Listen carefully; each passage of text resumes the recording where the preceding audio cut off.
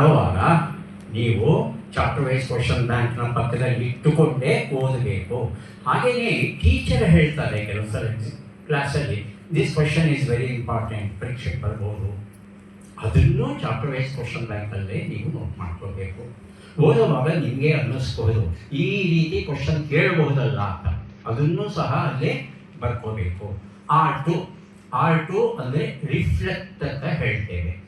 ಏನು ರಿಫ್ಲೆಕ್ಟ್ ಅಂತ ಹೇಳಿದ್ರೆ ಅದನ್ನು ನೋಡೋಣ. ಈಗ 1 ಗಂಟೆ ಅಥವಾ 45 ಮಿನಿಟ್ಸ್ ಹೋದ್ಮೇಲೆ 10 ನಿಮಿಷಗಳ ಕಾಲ ವಿಶ್ರಾಂತಿ, ಓದಿಗೆ ಸಂಬಂಧ ಪಡದೇ ಇರುವಂಥ ಕೆಲಸ ಮಾಡಬೇಕು.